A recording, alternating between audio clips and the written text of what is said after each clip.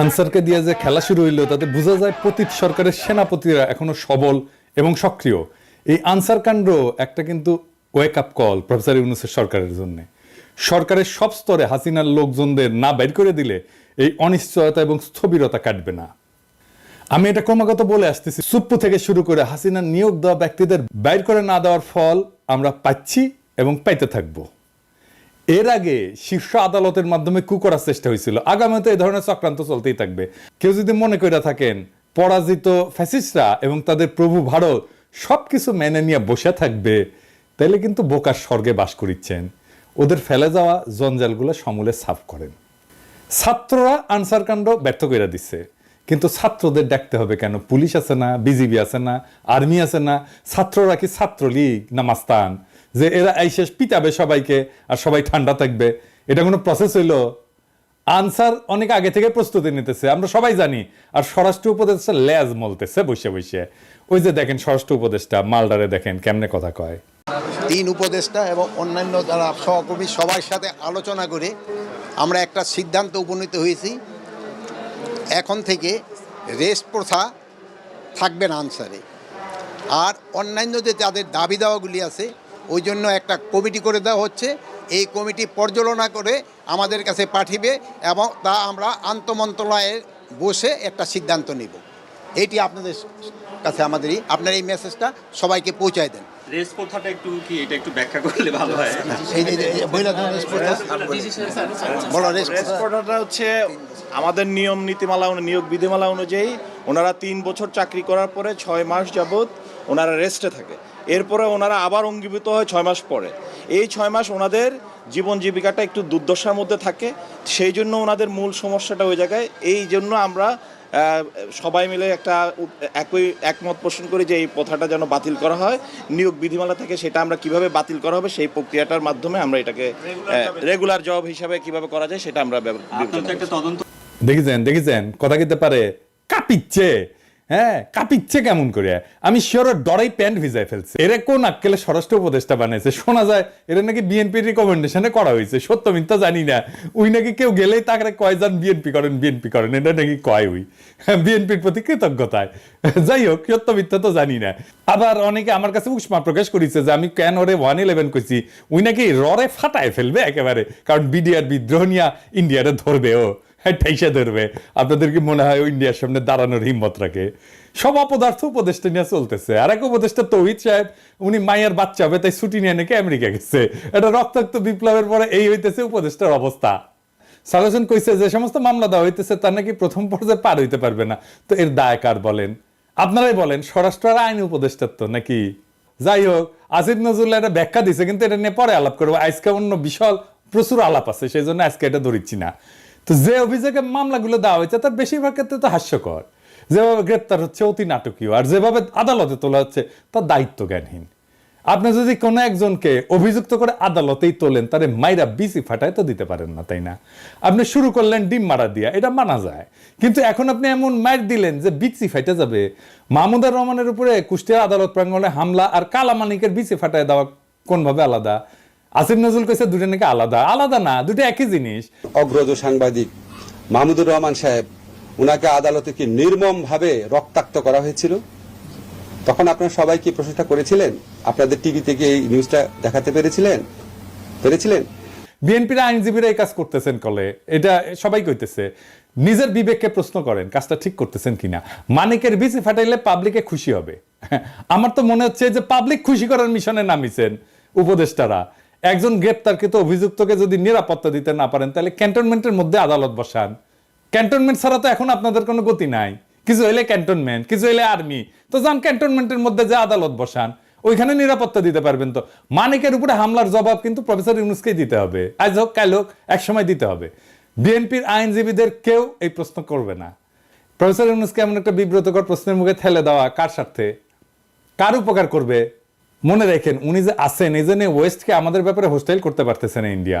উনারা আজাইরা বিব্রতকর পরিস্থিতিতে ফেলেন না, উনারা বিব্রতকর পরিস্থিতিতে ফেলবে ইন্ডিয়ান লেসপেন্সারেরা। আপনি যদি ইন্ডিয়ান লেসপেন্সারদের জন্য দেওয়া প্রভুপাদ উপাধি পাইতে চান, সেটা অবশ্য আলাদা কথা। তো প্রফেসর ইউনূসের ডিপেন্ড করলাম, এবার ওনারা এটা ধরি না, কি কন আর ধরি। স্যার আপনি যে জাউরার লগে দেখা করছেন, এই যে ইন্ডিয়ান হাই কমিশনার, আমি খুব মাইন্ড করেছি। আপনার কেউ নিশ্চয়ই বলে যে পিনাকি হুদাই মুখ খারাপ করে। হ্যাঁ, দেখেছেন কি টাইটেল করেছে, দেখেছেন পত্রিকার নিউজে দেখেছেন? হ্যাঁ, এই টাইটেল যদি সত্যি না হয় তাহলে আপনার দপ্তর থেকে প্রতিবাদ পাঠাবেন, আর যদি সত্য হয় তাহলে আপনাকে জবাব দিতে হবে কেন ইন্ডিয়ার কাছে আপনি সাহায্য চাইছেন। প্রণয় ভার্মার লগে আপনার দেখা করতে হবে কেন? সৌজন্য, হ্যাঁ, ওই যে কইছে সৌজন্য সাক্ষাৎ, তো ও সৌজন্য দেখাইছে আপনারে স্যার? কি কন? আপনার শপথ অনুষ্ঠানেও আসছিল, আসে নাই, ওই সৌজন্যটাটুকু দেখাই নাই।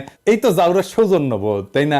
আপনি বলেন ছাত্ররা আপনারা দায়িত্ব দিছে, তো ছাত্ররা কি ভারতের সাথে কুসুম কুসুম সম্পর্ক অনুমোদন করে? করে না তো। তবে এই ছাত্রদের সম্পর্কে কিছু বলা দরকার একজন অগ্রজ হিসাবে, আর এই লড়াইয়ের একজন স্টেক হোল্ডার হিসেবে। আর প্রফেসর ইউনূসকে কিছু ইনসাইড স্টোরি সম্পর্কে বলা দরকার, তাইলে ওনার বক্তব্যগুলো আশা করি আরো নিখুঁত হবে। এই বিপ্লবটা স্যার ছাত্ররা শুধু একা করে নাই। ছাত্ররা লড়াইয়ের স্পিয়ার হেড ছিল, মানে যারা রাজনীতির ভাষায় বলে ভ্যানগার্ড, মানে কমিউনিস্টরা কয় আর কি ভ্যানগার্ড, বর্ষার ফলার মতো আর কি। বর্ষার ফলা কিন্তু একা কিছু না, এটা অকার্যকর অস্ত্র বা সামান্য কার্যকর অস্ত্র। আর পিসের লাঠিটাও একা কিছু না, সামান্য কার্যকর অস্ত্র, কিন্তু দুইটা একসাথে এটা কার্যকর অস্ত্র হইয়া ওঠে। তো বর্ষার ফলাটা হইতেছে ছাত্ররা, আর জনতা হইতেছে পিসের লাঠিটা। ছাত্রদের সাথে জনতাও নামছিল, ব্যাপকভাবে নামছিল। শুধু বিশ্ববিদ্যালয়ের ছাত্র না, মাদ্রাসার ছাত্ররা নামছিল, শহীদ হয়েছে কাতারে কাতারে। কে নামে নাই? রিকশাওয়ালা, গার্মেন্টস ওয়ার্কার, জামাত, বিএনপি, হেফাজতের কর্মীরা, আবু সাইদকে শিবিরের সাথী। তো গত 15 বছর ধরে যারা লড়াই করছে তাদের রক্ত অশ্রু কান্নার উপরে দাঁড়ায় আছে এই লড়াই। এই লড়াই দাঁড়ায় নাই? এই লড়াইকে আকাশ থেকে পড়ছে? হঠাৎ করে বিজয় আসছে? আবু সাইদ যে বুক চিতায় দাঁড়াইছে, এই দাঁড়ানোটা প্রথম কে দাঁড়াইছে বাংলাদেশে? দেখেন তো এই ছবিটা, গার্ডিয়ানে ছাপা হয়েছিল, বিএনপি কর্মী। তারা এইভাবে অসংখ্যবার দাঁড়াইছে। মুক্তিযুদ্ধে যেভাবে আওয়ামী লীগ কুক্ষিগত করেছিল, জনতার বিজয়কে আওয়ামী বিজয় রিডিউস করছিল, সে একই কাজ কইরেন না। আওয়ামী ন্যারেটিভের পরাজয় তো দেখলেন, এবার আপনাদের এই ন্যারেটিভও কিন্তু পরাজিত হবে যদি এটারে ছাত্রদের লড়াই হিসাবে শুধুমাত্র প্রতীয়মান করেন। 5 তারিখে আর্মি গুলি চালায় নাই, চালাইতে পারত। চালাইলে কি হইতো? প্ল্যান কি ছিল? প্রফেসর ইউনূসকে জিজ্ঞেস করেন।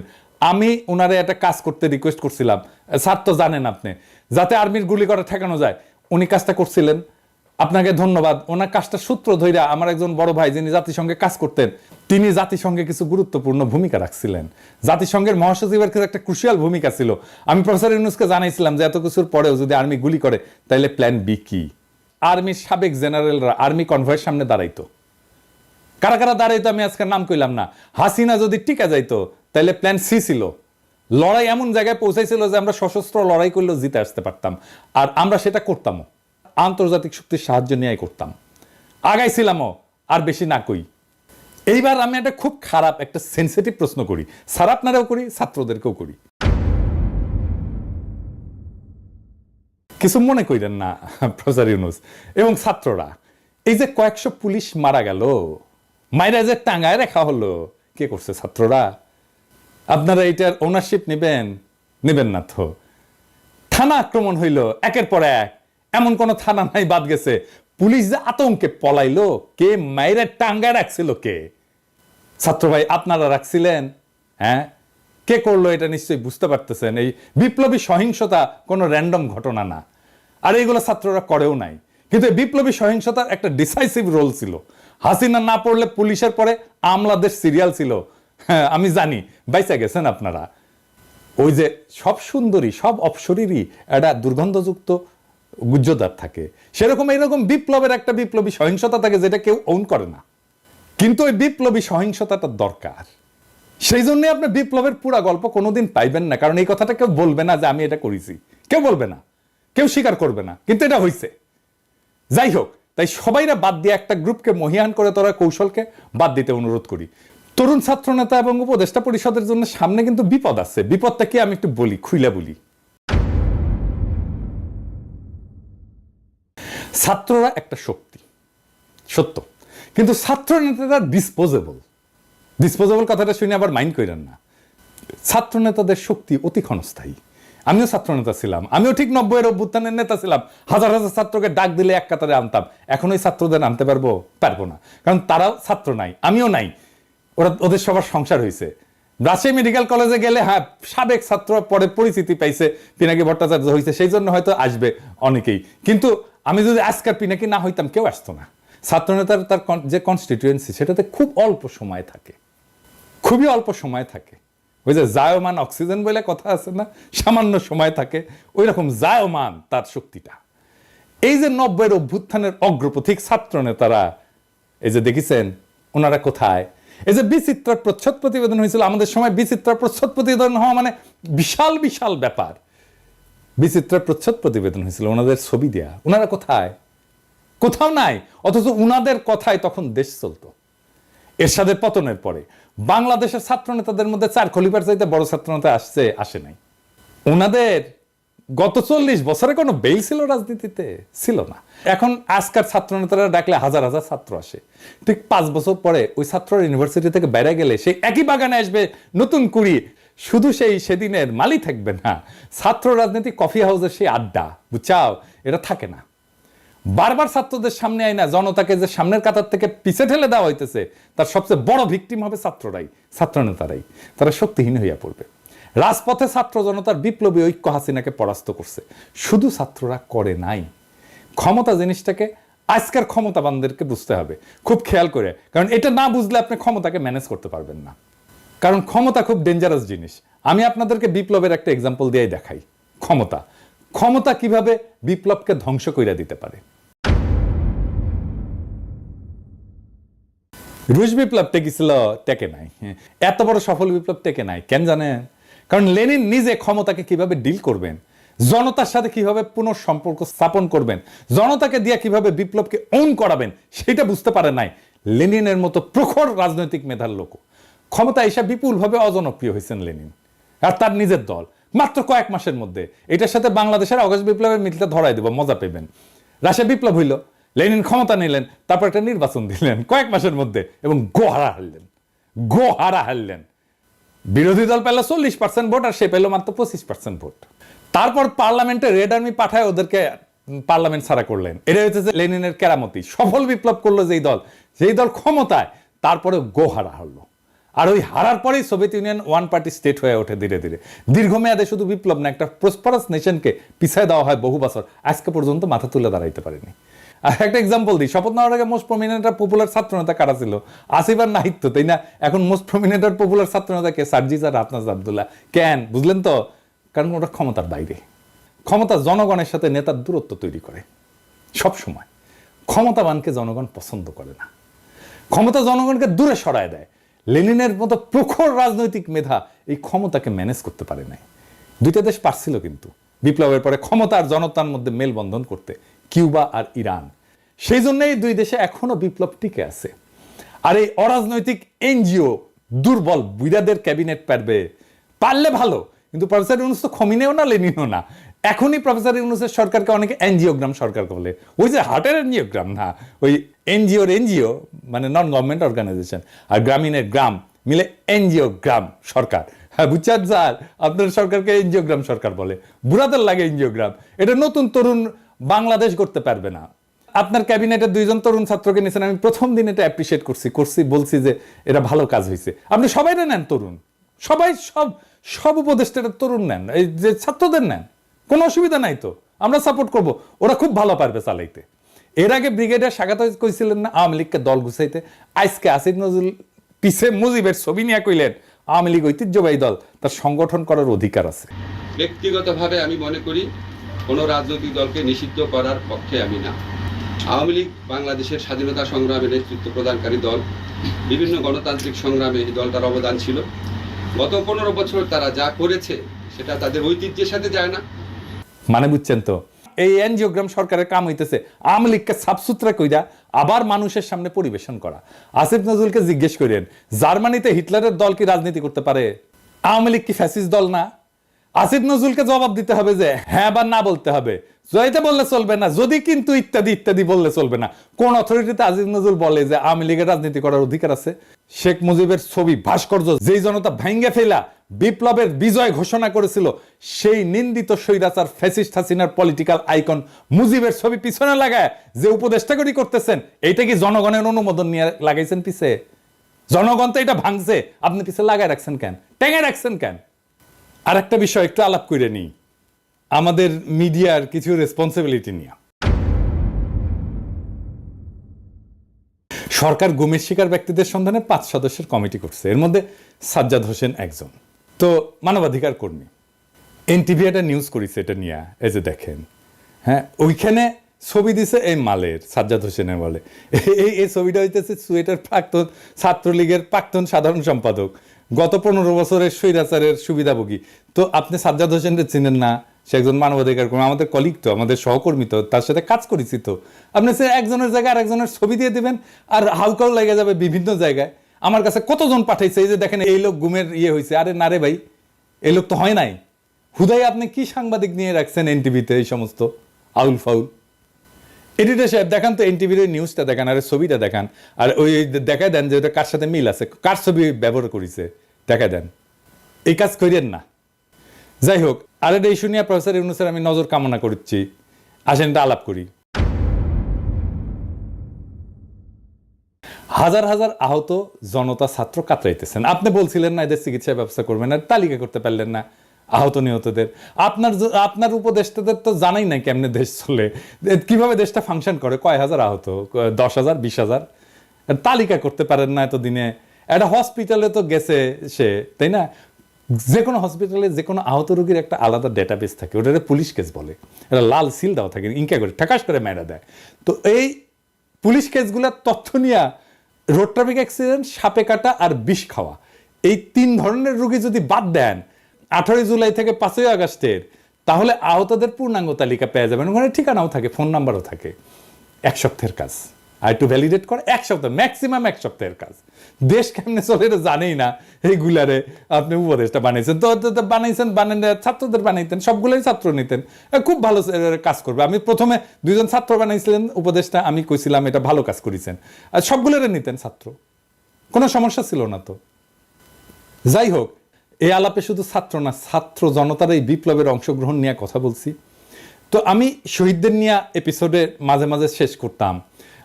আজকে আমি যারা নিয়ে কথা বলবো সে শহীদ কিনা জানি না, কিন্তু এই আন্দোলনে সে একজন নিখোঁজ ব্যক্তি। আসেন তারে নিয়ে একটু কথা বলি। ইয়াসিন আরাফাত একজন দরিদ্র শ্রমিক, রাজধানীর ঢাকার কুড়িল এলাকায় ইঞ্জিন মেকানিক হিসেবে কাজ করতেন।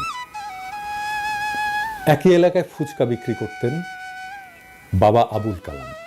গত 18 জুলাই বিকেল ইয়াসিন আরাফাত বাবাকে ফোন দিয়ে বলে, বাবা আমি খুব বিপদে আছি।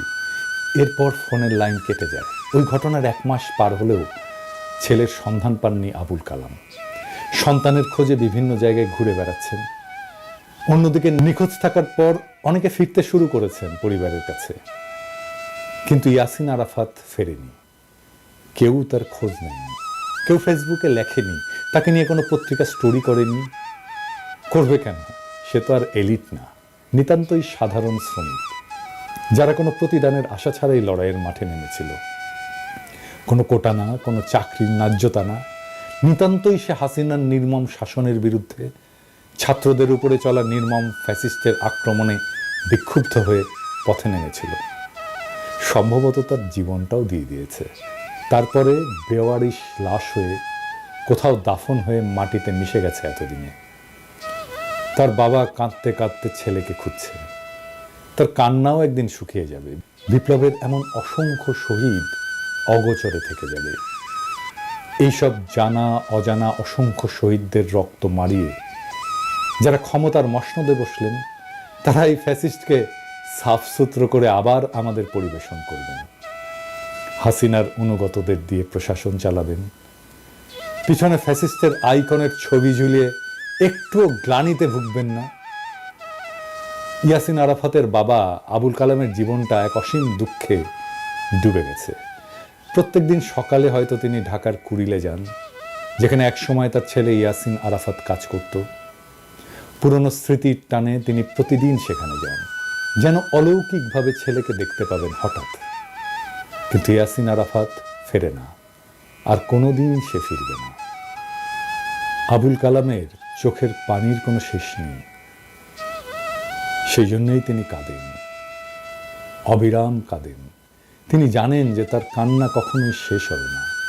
প্রত্যেকটা দিন তাকে মনে করিয়ে দেয় তার ছেলে আর নেই, কিন্তু তবুও তিনি আশা ছাড়েন না। ছেলের খবর পাওয়ার আশায় দিন রাত কাটান। এদিকে ক্ষমতার খেলার মঞ্চে এই সাধারণ শ্রমিকের আত্মত্যাগ কোথাও স্থান পায় না।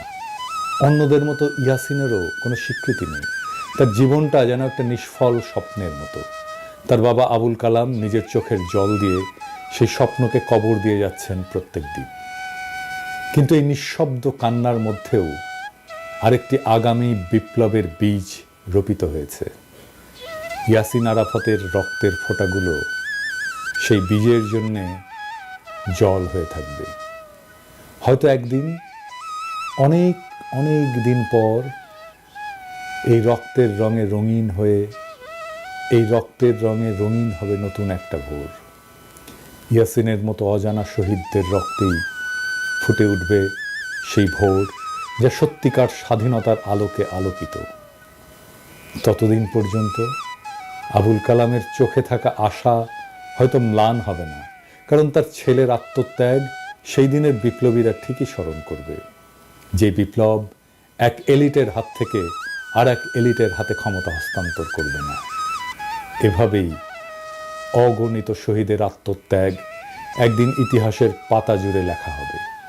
আর তখনই হয়তো আবুল কালামের চোখের জল একটু থামবে এবং তিনি জানবেন যে তার ছেলে কোনো অচেনা ইতিহাসে হারিয়ে যায়নি, বরং সেই ইতিহাসের অংশ হয়ে বেঁচে আছে। ইনকিলাব জিন্দাবাদ।